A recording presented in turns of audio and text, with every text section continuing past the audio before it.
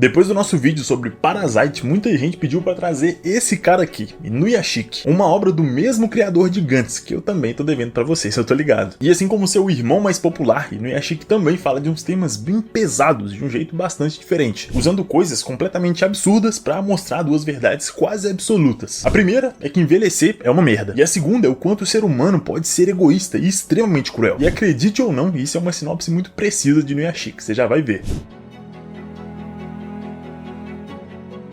Inuyashiki é um mangá escrito por Hiroya Oku, lançado entre 2014 e 2017, ano em que ele também ganhou um anime, exatamente o que a gente vai analisar aqui hoje. No início da história somos apresentados ao nosso protagonista, super foda e motivado, típico de anime, aquele cara que você olha e na hora já quer ser igual ele. Mentira, o protagonista é um velhinho de 58 anos de idade, completamente desvalorizado por todo mundo. Ele tem um trabalho merda que ele odeia, uma esposa que despreza ele totalmente, um filho que nem sequer fala com ele e uma filha que tem vergonha do pai. Mesmo assim, ele continua nesse emprego horrível por anos, vendendo almoço pra comprar janta, economizando ao máximo pra comprar uma casa pra aquele bando de sanguessuga que ele chama de família. Pra no fim, todo mundo literalmente só reclamar que a casa é pequena, é feia, não tem sol e por aí vai. O único ser que realmente gosta dele é um doguinho abandonado que ele acaba adotando e mesmo assim ninguém dá moral pro velho. Pois é, a vida dele é uma merda. E como desgraça pouco é bobagem, o miserável ainda recebeu de presente a notícia de que ele tá com câncer em estado terminal. Uma premissa que por si só já daria um anime massa, tipo o velhinho ferrado, menosprezado por todo mundo, começando a se conectar com as pessoas a partir do momento que ele descobre que vai morrer. Mas não, definitivamente não. Se você espera um final feliz, cara, esse vídeo não é pra você. A não ser que você se identifique com o nosso segundo personagem mais importante, Hiro Shishigami. Um estudante normal, simpático, carismático, bonito e até popular. Ou seja, tudo que qualquer jovem no ensino médio pode querer. Mas, e sempre tem um mas, o caminho desses dois personagens opostos acaba se cruzando numa noite em que os dois foram dar um rolê num parque da região. Bom, o Hiro realmente estava dando um rolê, enquanto o nosso protagonista,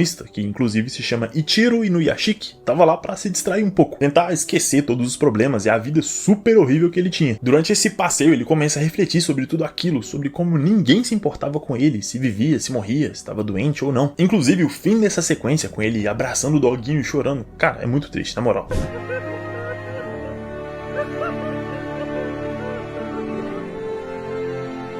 E é justamente aqui, no meio dessa crise existencial, que o nosso velhinho sofredor encontra o Hiro. E completamente do nada, uma fucking nave espacial cai e acerta os dois, só sobrando o doguinho pra contar. Mas no dia seguinte, o Ichiro acorda completamente diferente. Suas costas já não doem mais como antes, sua visão voltou totalmente, e nem o câncer que ele tinha aparecia mais nos exames. E é aí que ele percebe que tem algo de muito errado com seu corpo. Um fucking braço mecânico cheio de armas sai de dentro dele, e é aí que a ficha realmente cai. Pra tentar não chamar a atenção dos terráqueos, os aliens criaram o corpo do Ichiro, de alguma forma colocando a sua consciência nesse novo super corpo, que agora pode dar pra ele uma oportunidade única de viver uma vida muito melhor do que ele jamais teve. Mas e o Hiro? Pois é, no segundo episódio conhecemos mais sobre o personagem, descobrimos o quanto, apesar de todas as suas qualidades, ele ainda é extremamente frio e distante de todo mundo, o que por si só já é um paralelo muito bom. De um lado, um idoso que não tem nada e tudo que ele quer é se conectar com as pessoas, e do outro, um jovem que tem tudo, mas que mesmo assim evita ao máximo qualquer tipo de conexão,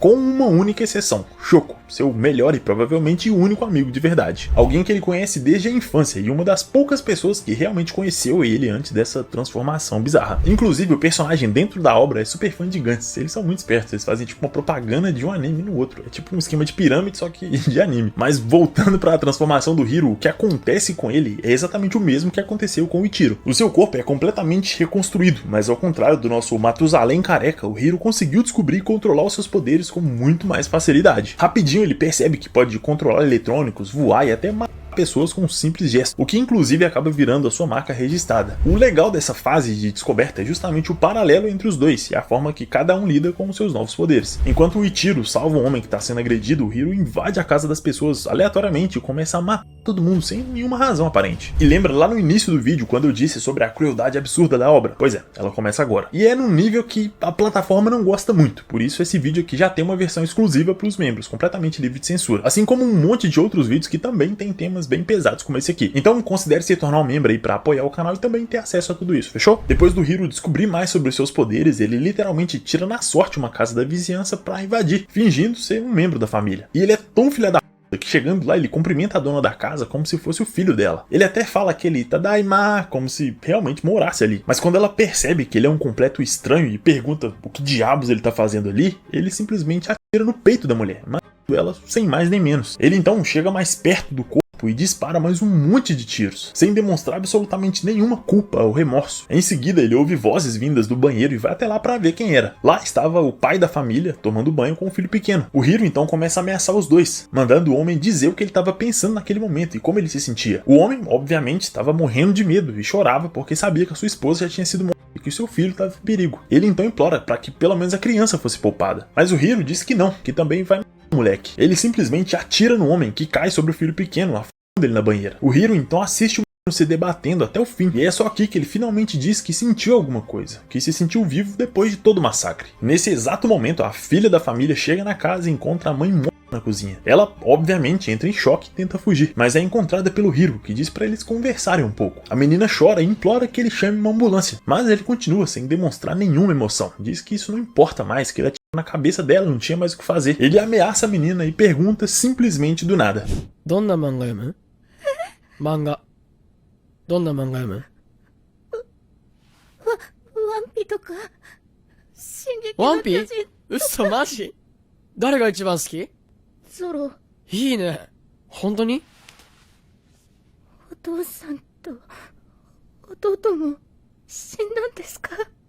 今関係ねえじゃん。今ワンピの話だろ？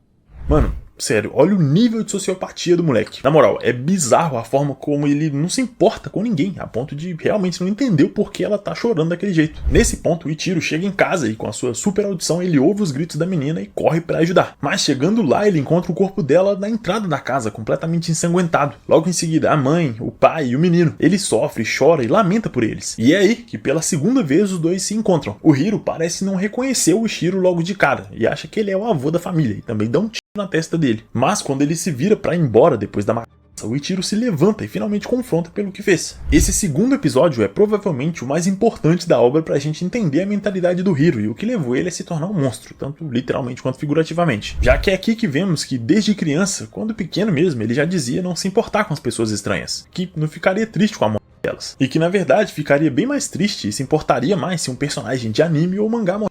Ou seja, ele realmente não conseguia ter empatia pelas pessoas, com exceção, é claro, do Shoko, que inclusive tinha uma personalidade completamente oposta à dele. Ele era gentil, empático e muito bom em entender as pessoas. Talvez até por isso ele conseguiu compreender e se aproximar do Hiro na infância. E talvez por isso, mesmo depois de descobrir sobre as mortes e as atrocidades que o Hiro causou, ele ainda tenta ajudar o amigo, tudo na tentativa de redimir ele, de criar um novo caminho para alguém que era tão importante para ele. E esse, inclusive, é um tema muito bem explorado na obra, o quanto o personagem consegue demonstrar muita determinação e força, ao mesmo tempo que ele é extremamente frágil emocionalmente, o que não impede ele de agir quando sente que é necessário, é claro, algo que ainda vai ter um impacto muito grande na obra, acredite, ele é foda. Enquanto isso, o Ichiro continua testando seus poderes e descobrindo cada vez mais coisas que ele conseguia fazer. Ele salva as pessoas da rua, consegue voar pela primeira vez, salva pessoas de um incêndio, tudo pra tentar usar os seus poderes pro maior bem possível. Tanto que no fim, depois de descobrir que ele pode curar outros seres vivos, ele vai direto pro hospital e começa a ajudar todo mundo, a ponto de ele começar a ficar conhecido como uma espécie de messias, um salvador que fazia milagres e ajudava os necessitados, quase como um super-herói da vida real. Tudo isso enquanto o Hiro continuava fazendo o que ele sabia de melhor: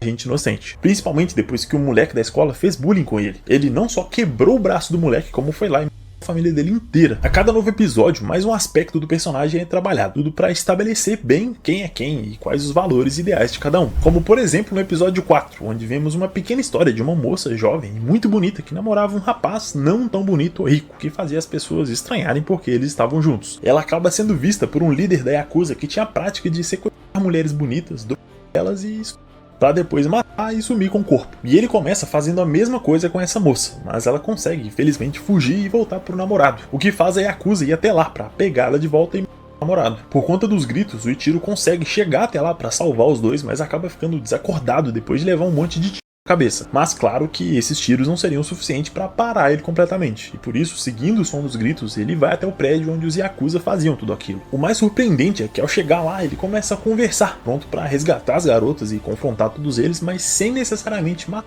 Tanto que no fim das contas, quando todo mundo começa a atirar contra ele, o que o Ichiro faz é cegar e deixar todos eles tetraplégicos para impedir que eles fizessem mal a qualquer pessoa novamente. E isso serve para mostrar que tanto numa situação extrema como essas, onde qualquer pessoa com poder suficiente simplesmente ia matar todo mundo, o Ichiro ainda era fiel aos seus princípios. Ele não era um assassino, nunca foi e não queria se tornar agora. O exato oposto do Hiro, que foi só ganhar poderes que começou a matar inúmeras pessoas. E é aí que tá aquele famoso dilema: como parar alguém super perigoso que aparentemente não pode ser preso, mas que tá matando todo mundo? É exatamente isso que o Ichiro começa a se perguntar, já que os Yakuza, beleza, eles eram pessoas comuns, mas e um robô absurdo, quase indestrutível? Como ele ia impedir as mortes sem matar o Hiro? Tudo isso fica bastante evidente quando o Ichiro finalmente conhece o Shoko, que também já tinha ouvido falar dos feitos dele, ajudando as pessoas no hospital e acabando com a máfia da região. E isso mostra pro Shoko que por mais que ele gostasse do Hiro, por mais que eles fossem amigos, não eram os novos poderes que faziam ele cometer os assassinatos, como se fosse algo fora do seu controle. Ele era simplesmente uma má pessoa, e o Ichiro era a prova disso. Alguém que recebeu exatamente as mesmas habilidades e escolheu usar elas para um propósito muito mais nobre. Esse choque de realidade faz com que o personagem se dê conta do seu engano, e por isso ele decide se unir ao Ichiro contra o próprio amigo. Justamente porque agora ele entende que aquele não é mais a mesma pessoa que ele conhecia. Alguém que talvez nunca tenha sequer existido. O Shoko então começa a ajudar o Ichiro a desenvolver as suas habilidades de batalha, literalmente treinando para ele conseguir derrotar o Hiro, que naturalmente era muito melhor nisso. Como se tivesse realmente nascido para ser um assassino. Mesmo assim, o mais interessante é que o anime não trata ele como um monstro totalmente, como se ele não tivesse nenhum sentimento por ninguém. Ainda tem pessoas com quem ele se importa muito, a ponto de sofrer por elas. Como fica claro quando ele descobre que a sua própria mãe tá com câncer e provavelmente vai morrer em breve. Ele chora com ela e pela primeira vez se empenha ao máximo para poder curar alguém, algo que até então ele tratava como só mais uma habilidade aleatória e não como algo que pudesse mudar a vida das pessoas. Ele dá dinheiro para ela e tenta de alguma forma dar uma vida melhor para a mãe. Ou seja, não é como se ele fosse só um assassino caricato que não tem outras características. E isso é um dos pontos mais legais da história. Por mais que o Hiro seja indiscutivelmente um vilão que comete atrocidades e coisas horríveis, ainda é mostrado um lado mais humano nele. E isso é muito bem feito. Como quando ele tá vendo TV com a mãe logo depois dela ter sido curada e ela vê as notícias sobre os assassinatos pela região. Ela começa a se perguntar que tipo de monstro faria aquilo e que tipo de pais criariam alguém assim, que uma pessoa como essa deveria ir direto pro inferno. E isso realmente mexe com ele. Tanto que ele pergunta pra ela: mas e se fosse eu? E se fosse eu cometendo esses assassinatos, você ainda desejaria minha morte? E o que ela diz é simplesmente incrível.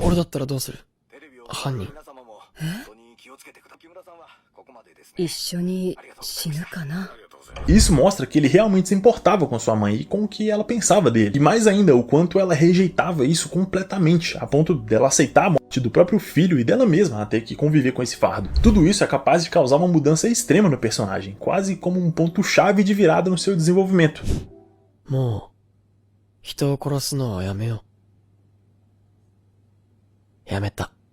Mas, infelizmente, já era tarde demais para isso. A polícia descobre a sua identidade e invade a casa para prendê-lo. O Hiro obviamente consegue fugir e se esconder, mas agora é impossível ele continuar vivendo como se nada tivesse acontecendo. Ele está sendo procurado por todas as autoridades, a ponto dos jornais não falarem de outra coisa.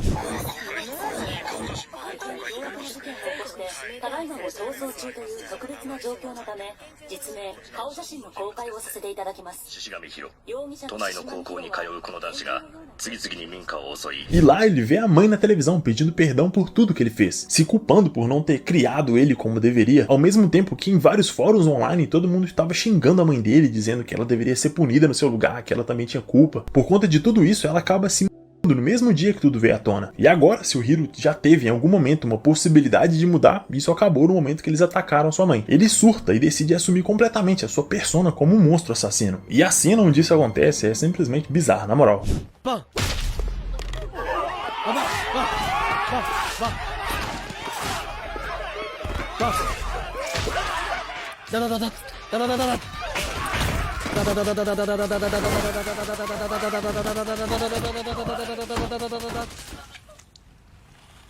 A partir daqui, ele começa a perseguir todo mundo que xingou a mãe dele ou que zombaram da morte dela de alguma forma. Um a um, ele mata os usuários dos fóruns sem piedade ou remorso. Se antes ele matava pessoas por pura diversão, agora ele tem uma missão própria de vingança. Uma cruzada pessoal contra todos aqueles que, do seu ponto de vista, foram os responsáveis pelo fim da sua vida. E assim ele fez, até acabar com todos eles. Nesse meio tempo, só uma única pessoa ficou do seu lado, uma amiga da escola chamada Shion Watanabe. Alguém que chegou ao ponto de acolher ele na sua casa enquanto ele fugia. Por conta disso, ele acabou conseguindo se conectar com ela, vendo que apesar de tudo, ele ainda era capaz de se sentir humano com alguém. E isso foi tão significativo pro personagem que ele começou a ajudar as pessoas, exatamente como o Ichiro, curando gente com câncer, restaurando a saúde de idosos e doentes terminais, tudo sem cobrar ou exigir nada em troca. E assim como o próprio Ichiro, ele também começa a ficar conhecido na região, mesmo que ninguém soubesse quem ele realmente era. E mais uma vez, isso aqui parece ser um ponto-chave de redenção pro personagem, onde de alguma forma ele consegue se conectar com alguém e mudar quem ele é. Mas, mais uma vez, os militares descobrem onde ele está escondido e invadem o local para prender ele. E se na primeira vez eles fizeram isso de um modo pacífico, agora seria completamente diferente. E assim que eles invadem a casa e encontram a Shion e a sua avó, e mesmo elas estando já rendidas, os militares atiram, deixando as duas gravemente feridas. Mais uma vez, o Hiro tinha sido responsável por ferir pessoas inocentes, mas ao contrário da primeira vez, em que ele até pensou em abrir mão da sua vingança por outra pessoa, ele agora não tinha mais razão para tentar ser humano de novo. E como se não bastasse tudo isso, os cientistas descobrem que tem um fucking meteoro vindo em direção à Terra, e que se ele realmente atingir o planeta, F humanidade instantaneamente. Não que isso faça alguma diferença pro Hiro, é claro, ele só tava preocupado em tocar o terror mesmo. Chegando ao ponto de ele literalmente invadir a delegacia da cidade e matar toda a força policial presente. Tudo para tentar acabar com todo e qualquer tipo de resistência contra ele. E aqui já virou uma guerra totalmente. As forças especiais foram chamadas para tentar lidar com o Hiro, e o momento em si lembra muito aquela cena de Adin, em que o Sato tá lá sendo fuzilado pelos soldados sem parar, para ele não ter tempo de se recuperar. E é muito foda. Mas é claro que no fim das contas, os soldados não teriam qualquer chance contra um robô humanoide feito para matar, literalmente uma máquina de guerra. Tanto que mesmo ficando inconsciente, ele continua lutando, matando todo mundo, só pela programação de defesa automática que o seu corpo robótico tinha. A cada nova morte, o Ichiro se culpava por não conseguir impedir o massacre, mas por mais que ele treinasse, ele não se sentia forte o bastante para lidar com o Hiro. E isso até o Hiro tomar uma decisão que mudaria o cenário completamente. この国がある限り、僕は追われ続けます。なので、この国を滅ぼすことにしました。はっきり言います。これは僕とこの国の戦争です。 Sim, meus amigos, o cara realmente meteu essa. O seu objetivo agora era matar todo mundo. E pra provar que ele não tava brincando, ele começa a matar pessoas aleatórias na rua, sem nem mesmo chegar perto delas. Um mistério que só o Shoko consegue resolver. O Hiro tava usando os celulares das pessoas pra matar. E com a ajuda do Ichiro, o Shoko manda uma mensagem para todo mundo jogar os celulares fora, acreditando que isso seria o bastante para salvar as pessoas. Mas, infelizmente, não era.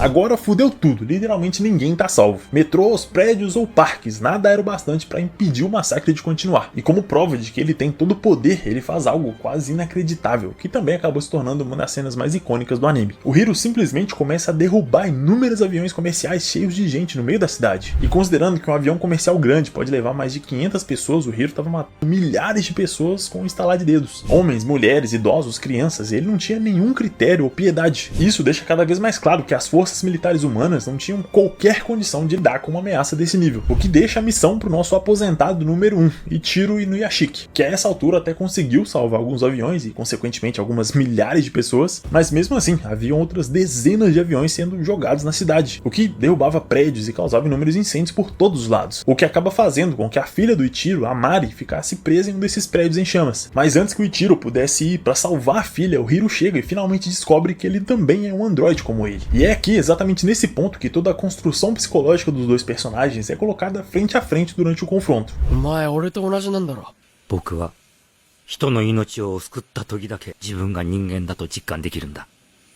君は人の命を奪う時だけ自分が人間だと実感するの？ Esse simples diálogo explica perfeitamente o comportamento dos dois ao longo da história, as motivações de cada um e o que significa ser humano para cada um deles. Por mais que o Hiro não aceitasse, ele sabia que ele era o vilão da história, e por isso ele sentia tanta tristeza e tanta raiva. Desde pequeno, quando ele tinha só o Shoko como amigo, ele sempre sonhou em ser um herói. Mas quando ele finalmente teve a oportunidade de fazer isso, ele virou um monstro, um assassino frio e impiedoso, exatamente como os vilões de mangá que ele lia quando mais novo. O que só fica mais irônico quando o nome do personagem é Hiro, ou herói em inglês, só que daquele aquele jeitão japonês de falar. Mais uma vez, o paralelo entre os personagens é simplesmente perfeito. O Ichiro, que nunca quis ser nada além de um bom pai e marido, uma pessoa normal com uma vida normal, acabou se tornando um herói. E mesmo agora, com todos os seus poderes e feitos milagrosos, ele ainda não se via como um herói, mas sim como uma pessoa comum, que por acaso ganhou as habilidades especiais para poder fazer tudo isso. E é exatamente isso que torna a luta dos dois muito boa, porque mesmo aqui, tudo que o Ichiro quer é ir salvar a filha. Ele chega a pedir pro Hiro não matar mais ninguém para parar com aquilo, porque ele precisava ir, o que obviamente só deixa o Hiro mais nervoso, fazendo ele partir para cima do Ichiro.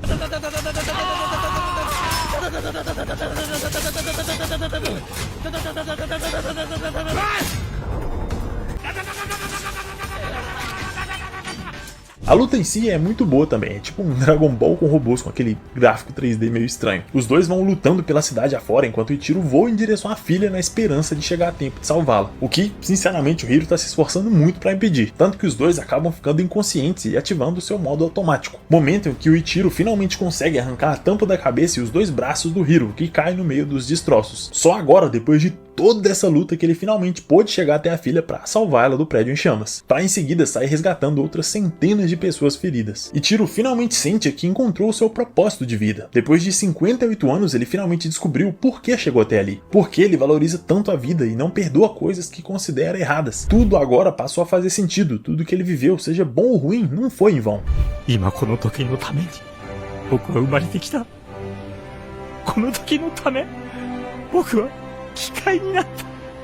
Ichiro agora volta pra casa pronto pra contar tudo pra sua família, sobre quem ele realmente era. Mas ao contrário do desprezo e de toda aquela frieza de antes, ele agora foi acolhido e reconhecido como alguém importante. E aqui poderia facilmente ser o fim da história, onde acompanhamos um velhinho se tornando um herói, alguém amado pela família e pela população. O que, sim, é verdade, acontece. Mas isso não é tudo. Hiro tinha sobrevivido à batalha. Sua primeira atitude depois de se recuperar é ir até a casa do Shoko, pra conversar e ler um mangá como nos velhos tempos, como se nada tivesse acontecido. Mas, chegando lá, ele é confrontado pelo amigo, que diz que ele não é mais Hiro, seu amigo, que agora ele é um assassino que matou inúmeras pessoas, uma máquina sem coração ou sentimentos. Surpreendentemente, o Hiro chora ao ouvir isso, indo embora logo em seguida. Ele vai até a Shion, mas não tem coragem de falar com ela. E mais uma vez, o paralelo fica muito claro. Enquanto o Hiro fica completamente sozinho por conta das suas atitudes, Ichiro agora passa tempo com sua família, aproveitando os últimos dias que restam. Isso porque aquele asteroide que os cientistas descobriram realmente vai colidir com a Terra em 3 dias, e não há nada que possa ser feito para impedir. Esse vai ser o fim da humanidade. E como esperado, agora a loucura começa de verdade. É seita religiosa surgindo, gente correndo pelada na rua, dinheiro já não vale mais nada, gente morrendo pelos cantos. Tudo virou um caos completo. Inclusive, é bastante curioso pensar o que a gente faria caso isso acontecesse de verdade. Tipo, o que você faria se do nada descobrisse que o mundo vai acabar em 3 dias? Pra quem achou que não ia ter crise existencial, viu só? O Ichiro sabia muito bem o que ele precisava fazer nesse tempo. Ele decidiu voar até o espaço para tentar destruir o asteroide. A filha, que por anos não se importava com o pai, agora implora para que ele fique. Uma cena que inclusive me lembrou muito o filme Interestelar, que se você não viu, cara, corre lá, é muito bom, na moral. O doguinho, coitado, corre atrás dele como se pudesse impedir de alguma coisa, mas não adianta nada, não faz nenhuma diferença. O Ichiro parte e realmente chega no asteroide, lá ele percebe o quão grande ele é. Por mais que ele atire, arranque pedaço ou destrua as partes, não faz diferença alguma. Sua energia tá quase acabando e ele percebe que não vai conseguir. E é aqui que o Hiro reaparece ao lado do Ichiro. Ele diz que vai tentar mudar a trajetória do asteroide.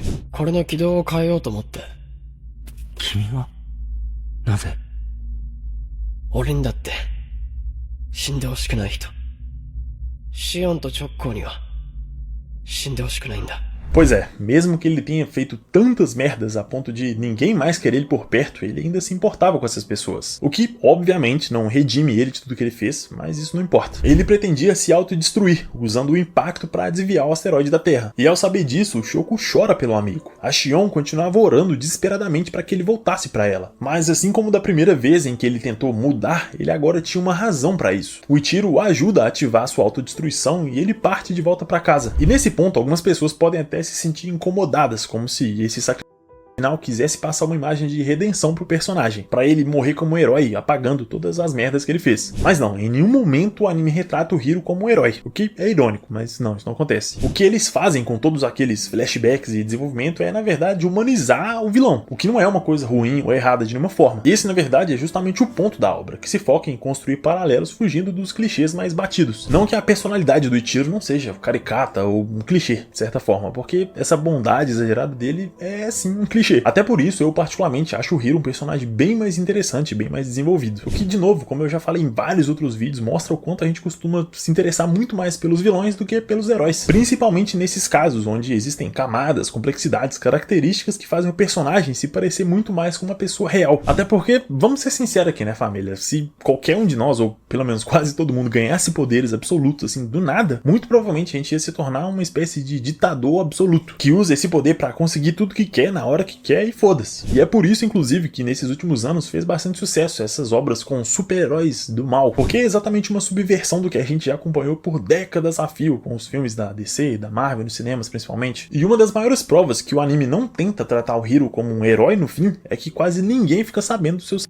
Isso não vira uma coisa pública e todo mundo vê ele como um anti-herói que se sacrificou pelo povo. Não, isso não acontece. As únicas pessoas que realmente sabem do seu feito são o Shoko e o próprio Ichiro. Principalmente porque logo em seguida acabamos descobrindo que o seu sacrifício não deu assim tão certo. A explosão gigantesca até destruiu grande parte do asteroide, mas ainda assim acaba não sendo suficiente para salvar a Terra do impacto. E por isso o Ichiro decide também se sacrificar para salvar a Terra. Esse era o seu destino. Ichiro Inuyashiki se autodestrói para salvar não só as pessoas que ele amava, mas também toda a humanidade, sabendo que a vida ia continuar sem ele. Mas diferente do início, quando a sua morte pelo câncer não teria significado e provavelmente ninguém sentiria sua falta, ele agora estava cumprindo o seu propósito de vida e deixou para trás um legado muito maior do que ele mesmo. O anime acaba com a sua filha descobrindo que o seu sonho de se tornar uma mangaka pode se tornar realidade, já que ela foi a vencedora de um concurso de desenho, um sonho que ela só pôde seguir pelo apoio do seu pai, que acreditou nela quando ninguém mais acreditava. Cara, é sério, Inuyashiki é uma obra muito rica. Quase todo mundo conhece ou já ouviu falar por conta do velhinho robô saindo na porrada com um otaku psicopata, o que, vamos ser sinceros, é uma ótima descrição também. Mas isso é só o superficial, o óbvio. A melhor parte da obra, pra mim, é justamente essa capacidade de criar paralelos sem cair tanto no caricato e no óbvio. Ao mesmo tempo que desenvolve os relacionamentos dos personagens de uma forma muito boa e rica. Tipo o Shoko e o Hiro e a amizade deles como representa o humano e o monstruoso. O Ichiro e a Mari como que mostra a desconexão entre pais e filhos. O mais surpreendente de tudo é que tudo isso que eu narrei e até muito mais acontece em só 11 episódios. Realmente eles fizeram um trabalho muito bom no ritmo da história e na forma de apresentar os personagens. Isso porque eu nem detalhei tanto assim a história, justamente pra guardar uma surpresinha pra você que ainda vai ver o anime. E pode ir sem medo, porque esse anime, nossa cara, é muito bom, de verdade. E foi melhor ainda poder relembrar essa história pra fazer esse vídeo aqui, então eu espero que você tenha gostado dessa experiência, assim como eu gostei. Então se você gostou, deixa um comentário aí pra eu saber que vocês gostam desse tipo de vídeo, assim eu continuo trazendo esse tipo de análise e resumo de várias obras também. E você que não tá inscrito, mas gosta do conteúdo, gosta desse tipo de vídeo aqui, se inscreve aí e ajuda a gente a chegar nos 100 mil inscritos. No mais, o meu muito obrigado pela sua atenção, pelo seu tempo, um agradecimento especial aos lindos e lindas que me apoiam a continuar trazendo conteúdos como esse. E se você também gosta do canal, do trabalho que a gente faz aqui e vê valor nesse tipo de análise, considere também se tornar um membro. Com só 5 pila no mês você já tem acesso a todos os vídeos exclusivos, seu nome aqui nos créditos e principalmente você me ajuda a continuar produzindo esses vídeos, que é sério, dão um trabalhão. Então,